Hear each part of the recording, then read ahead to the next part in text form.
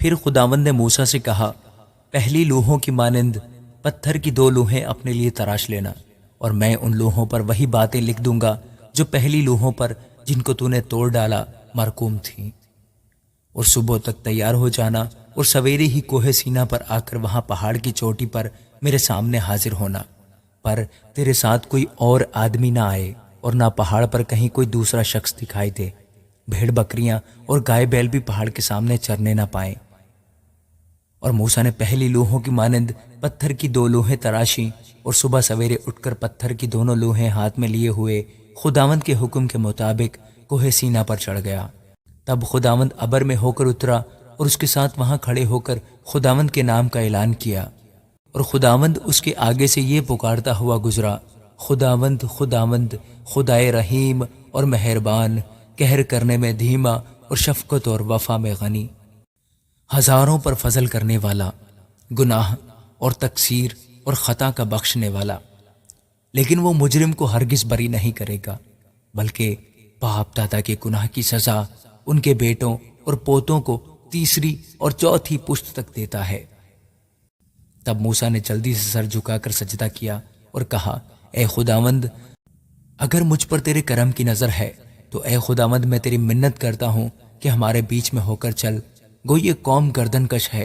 اور تو ہمارے گناہ اور خطا کو معاف کر اور اپنی میراث کر لے۔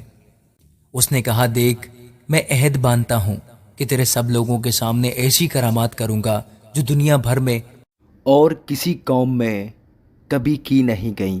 اور وہ سب لوگ جن کے بیچ تو رہتا ہے خداوند کے کام کو دیکھیں گے، کیونکہ جو میں تم لوگوں سے کرنے کو ہوں وہ ہیبت ناک کام ہوگا۔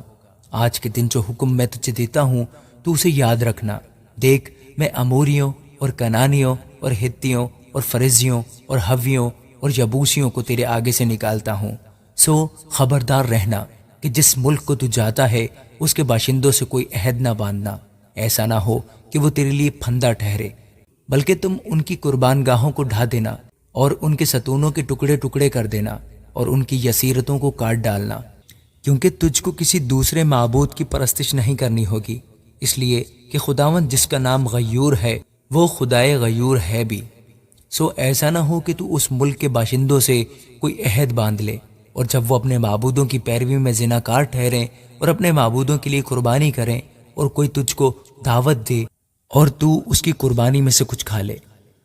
اور تو ان کی بیٹیاں اپنے بیٹوں سے بیاہے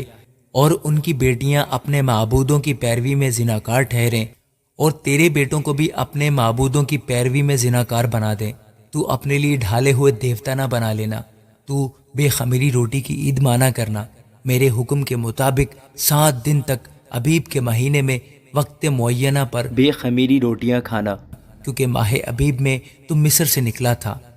سب پہلوٹے میرے ہیں، اور تیرے چپایوں میں جو نر پہلوٹے ہوں، کیا بچڑے کیا برے، سب میرے ہوں گے۔ لیکن گدھے کے پہلے بچے کا فدیہ برہ دے کر ہوگا، اور اگر تو فدیہ دینا نہ چاہے تو اس کی گردن توڑ ڈالنا، پر اپنے سب پہلوٹے بیٹوں کا فدیہ ضرور دینا، اور کوئی میرے سامنے خالی ہاتھ دکھائی نہ دے۔ 6 دن تک کام کاج کرنا، لیکن 7ویں دن آرام کرنا،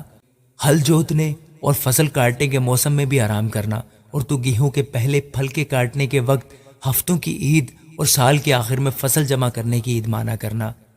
تیرے سب مرد سال میں 3 بار خداوند خدا کے آگے جو اسرائیل کا خدا ہے حاضر ہوں، کیونکہ میں قوموں کو تیرے آگے سے نکال کر تیری سرحدوں کو بڑھا دوں گا۔ اور جب سال میں 3 بار تو خداوند اپنے خدا کے آگے حاضر ہوگا تو کوئی شخص تیری زمین کا لالچ نہ کرے گا۔ تو میری قربانی کا خون خمیری روٹی کے ساتھ نہ گزراننا، اور عید فصح کی قربانی میں سے کچھ صبح تک باقی نہ رہنے دینا۔ اپنی زمین کی پہلی پیداوار کا پہلا پھل خداوند اپنے خدا کے گھر میں لانا، حلوان کو اس کی ماں کے دودھ میں نہ پکانا۔ اور خداوند نے موسیٰ سے کہا کہ تو یہ باتیں لکھ، کیونکہ انہی باتوں کے مفہوم کے مطابق میں تجھ سے اور اسرائیل سے عہد باندھتا ہوں۔ سو وہ 40 دن اور 40 رات وہیں خداوند کے پاس رہا، اور نہ روٹی کھائی نہ پانی پیا، اور اس نے ان لوحوں پر اس عہد کی باتوں کو یعنی 10 احکام کو لکھا۔ اور جب موسیٰ شہادت کی دونوں لوحیں اپنے ہاتھ میں لیے ہوئے کوہ سینا سے اترا آتا تھا تو پہاڑ سے نیچے اترتے وقت اسے خبر نہ تھی کہ خداوند کے ساتھ باتیں کرنے کی وجہ سے اس کا چہرہ چمک رہا ہے۔ اور جب ہارون اور بنی اسرائیل نے موسیٰ پر نظر کی اور اس کے چہرے کو چمکتے دیکھا تو اس کے نزدیک آنے سے ڈرے۔ تب موسیٰ نے ان کو بلایا اور ہارون اور جماعت کے سب سردار اس کے پاس لوٹ آئے، اور موسیٰ ان سے باتیں کرنے لگا۔ اور بعد میں سب بنی اسرائیل نزدیک آئے اور اس نے وہ سب احکام جو خداوند نے کوہ سینا پر باتیں کرتے وقت اسے دیے تھے ان کو بتائے۔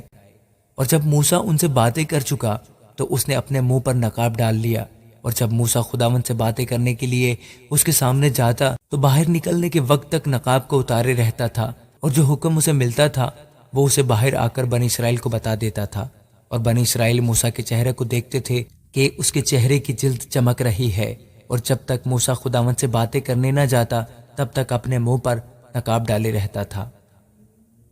آمین۔